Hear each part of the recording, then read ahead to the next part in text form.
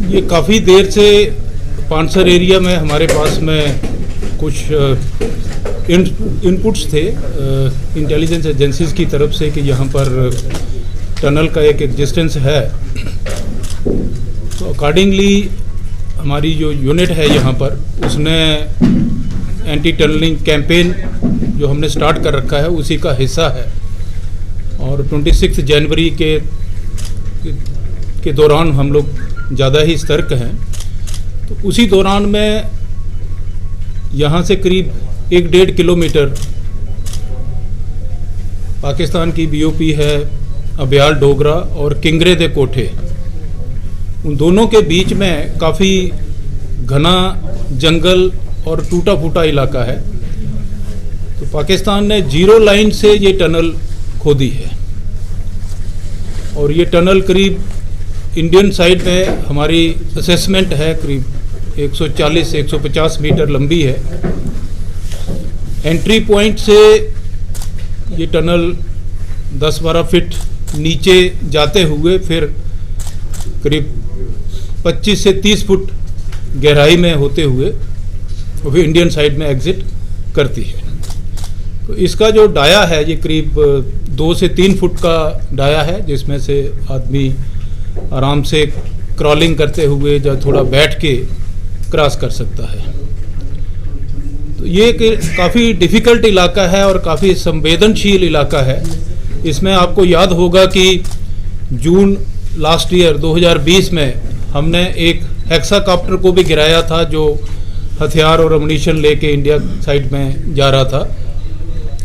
उससे पहले 2 साल पहले यहाँ पर पाकिस्तान ने स्नाइपिंग की थी और उससे भी करीब 4-5 साल पहले इसी एरिया में फायर असॉल्ट करके कुछ एक बीएसएफ के जवानों के ऊपर हमला किया था। तो ये सारी कार्रवाई जो पाकिस्तान की तरफ से हो रही थी, इसका मतलब है कि ये यहाँ पर उन्होंने उस टाइम पर कोई टनल बनाने का कार्य शुरू किया हुआ था। इसी तरीके से करीब नवंबर 2019 में भी हमने यहाँ पर कुछ टेररिस्ट की मूवमेंट देखी थी और उनको न्यूट्रलाइज किया था और उसके बाद में वो वापस भाग गए थे। तो इस एरिया को काफ़ी हम लोग संवेदनशील मानते थे क्योंकि इसमें पूरा जंगल भरा हुआ है, हमारी साइड में भी और पाकिस्तान की साइड में भी।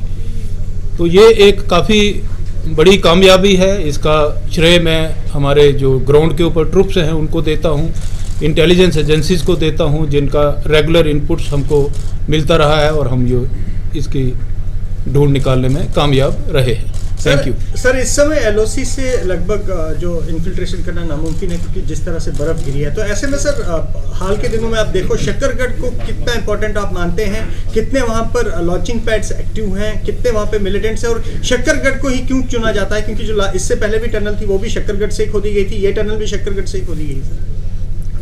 शक्करगढ़ शुरू से ही नोटोरियस रहा है। शक्करगढ़ क्या सियालकोट भी उस मामले में पहले रहा है। तो जेएंडके के अपोजिट जो भी पाकिस्तान के डिस्ट्रिक्ट्स हैं उसमें उन्होंने अपने लॉन्च पैड्स बना रखे हैं और ये उनके जो डिस्ट्रिक्ट्स हैं ये इवन पंजाब के अपोजिट भी जाते हैं। यहाँ तक एलओसी का सवाल है, बर्फ़ के बावजूद भी कई बार अटेम्प्ट्स होती हैं जब वो इन्फिल्ट्रेशन करने की कोशिश करते हैं। ये एरिया काफ़ी संवेदनशील है क्योंकि यहाँ पर हाईवे जो है वो नज़दीक पड़ता है। कुछ एक वाइटल इंस्टॉलेशंस हैं जो हाईवे के साथ साथ में पड़ते हैं, वो इम्पॉर्टेंट टारगेट्स बन जाते हैं।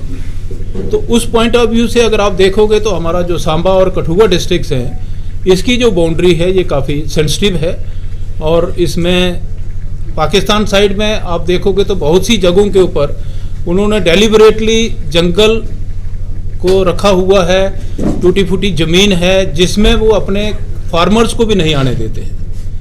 तो ये पूरी सोची समझी साजिश के दौरान में के तहत ये सारी कार्रवाई की जा रही है। सर कितने लॉन्चिंग पैड्स हो गए शक्करगढ़ में, कितने अप्रॉक्स आप मिलिटेंट मानते हैं जो एक्टिव होंगे आईबी की अगर हम बात करें? अभी मैं फिगर्स में नहीं पढ़ना चाहता हूँ लेकिन 5 से 6 लॉन्च पैड्स हैं जो सियालकोट और शक्करगढ़ एरिया में पाए जाते हैं। Sir Shahnawaz sir news nation से सर, क्योंकि 26 जनवरी को 2 दिन बाकी रह गए हैं, तो क्या इस तरह के इनपुट भी हैं कि 26 जनवरी से पहले इन्फिल्ट्रेशन की कोशिशें हो सकती थी और कुछ ऐसे आपका इनपुट थे कि सुरंग के जरिए वो कोशिशें हो सकती हैं? ऐसी कोई स्पेसिफिक इनपुट नहीं है हमारे पास में, लेकिन 26 जनवरी और दूसरे जो हमारे नेशनल डेज होते हैं उसको लेके हम इनपुट हो या ना भी इनपुट हो, हम हमेशा ही सतर्क रहते हैं। किस तरह की तैयारी है सर? 26 जनवरी आ रहा है, मौसम भी आपके लिए चुनौती बना हुआ है, तो बॉर्डर की निगरानी कितनी मुश्किल है और किस तरह की तैयारी है? बॉर्डर की निगरानी हमारे लिए हमेशा ही चुनौतीपूर्ण रही है। यहाँ का जो इतिहास है उसको आप देखेंगे तो काफ़ी इंसिडेंट्स फायरिंग के होते रहते हैं, तो ये हमेशा ही हमारे लिए चुनौतीपूर्ण रहा है और हमारा लगातार प्रयास है कि हम इसमें जितना इम्प्रूवमेंट कर सकते हैं वो कर रहे हैं और हमें पूरी गवर्नमेंट की तरफ से पूरी इसमें सपोर्ट है, किसी किस्म का कोई कमी की बात नहीं है। सर जिस तरह से टनल मिली है, क्या इस तरह की और टनल आप एक्सपेक्ट कर रहे हैं? क्या इनपुट है? दूसरी चीज कि ये जो टनल मिली है इसमें भी पाकिस्तान के कुछ मार्क्स जो बैग्स होते हैं पहले मिले हुए, उस तरह के क्या रिकवरीज हैं इसमें? इसमें भी कुछ पाकिस्तान के बैग्स मिले हैं, कुछ बैग्स काफ़ी पुराने हो रखे हैं और जिस प्रकार की इंजीनियरिंग दूसरी टनल्स में मिली है, सेम टाइप की इंजीनियरिंग इस टनल में भी मिली है। सर कौन लोग हो सकते हैं जो टनल बनाते हैं? क्या लगता है रिस्क की पॉसिबल है कि एक वो क्वेश्चन पाकिस्तान पे के जो रेंजर या आर्मी है वो कहीं ना कहीं सपोर्ट करती है, रेगुलरली इस तरह की टनल बनाने में लगे हुए हैं? इसमें देखिए ये पूरा इस्टेब्लिशमेंट जो है वो लगा हुआ है। अगर आप देखेंगे कि ये टनल अगर जीरो लाइन के पास में बनाई है तो बगैर पाकिस्तान रेंजर्स, बगैर पाकिस्तान आर्मी, बगैर ISI की परमिशन के, अप्रूवल के बगैर वो यहाँ पर नहीं बना सकते हैं। जीरो लाइन के ऊपर कोई आदमी नहीं पहुँच सकता है जब तक कि उनकी परमिशन ना हो। नंबर 2, जो इसमें इंजीनियरिंग एफर्ट है और जिस प्रकार की सॉयल और ग्राउंड चुनी गई है उसमें प्रॉपर एक थॉट प्रोसेस इन्वॉल्व हुआ है और वो थॉट प्रोसेस है कि उसकी स्टडी की गई है, साइट की ज़मीन की स्टडी करने के बाद में कि कौन सी ज़मीन है जो टनल को सस्टेन कर सकती है, वो बनाई गई है। तीसरा, जो इसमें एफर्ट जो लगी है और जिस प्रकार की बनावट है उसमें लगता है कि किसी एक्सपर्ट का हाथ है, तो ये सारी चीज़ें इंडिकेट करती है कि इस्टेब्लिशमेंट का हाथ है, इसमें कंकरेंस है और उनका अप्रूवल है साइट को सिलेक्ट करने में, बनाने में, एडमिनिस्ट्रेटिव सपोर्ट देने में। सर ये टनल है, ये 6 महीने में सर 4 टनल मिली है, पुरानी लग रही है और क्या इसका इस्तेमाल घुसपैठ के लिए पहले किया गया? ऐसे कुछ निशान मिले हैं क्या? ये कुछ पुरानी टनल लग रही है लेकिन इस्तेमाल में हुई है नहीं हुई है, ये अभी हम थोड़ा सा जो प्रीवियस इंसिडेंट्स हैं उनके साथ में जोड़ के देखेंगे तो फिर हम बता पाएंगे कि इसका इस्तेमाल हुआ है या नहीं। सर 6 महीने में 4 टनल जो है डिटेक्ट की है बीएसएफ ने, अब कितनी बड़ी चुनौती है सर बीएसएफ के लिए, क्योंकि 6 महीने में 4 टनल का मिलना, 6 महीने में 4 टनल डिटेक्ट हुई है, कितनी बड़ी चुनौती बन गया आपके लिए? क्या कोई स्पेशल ऑपरेशन शुरू किया गया 4 टनल का 6 महीने की मिलना? ये स्पेशल ऑपरेशन जो मैंने पहले भी बताया आपको कि हमारा एक एंटी टनलिंग कैंपेन जो है वो चला हुआ है, उसी कैंपेन का जो हिस्सा है कि हम लोग इसको उसके तहत जो है वो चल रहे हैं और हमें कामयाबी मिल रही है।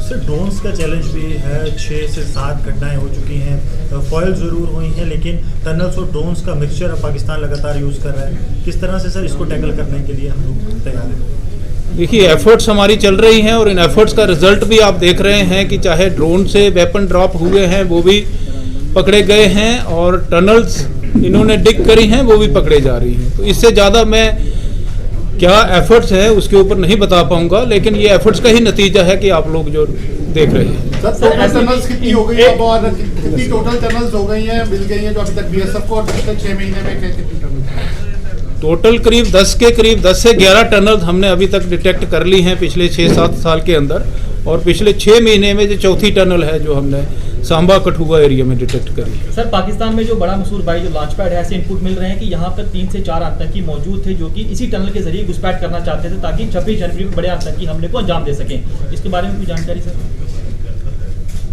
जो लॉन्च पैड की आप बात कर रहे हैं वो बिल्कुल इस BOP से करीब 3-4 किलोमीटर के डिस्टेंस के ऊपर है और हमें भली भांति इस चीज़ की खबर है और हम उस चीज़ को लेके सतर्क भी हैं और तैयार भी हैं।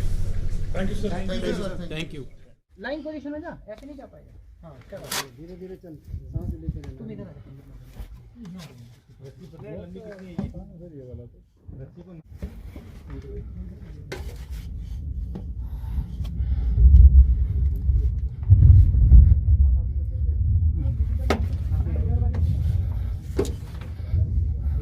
सर बोलते रहना है, ठीक है। बोलते रहेगा तो पता लगेगा वहाँ से। मोड़ना मत आगे, केवल फोटो खींच लेना मोड़ के।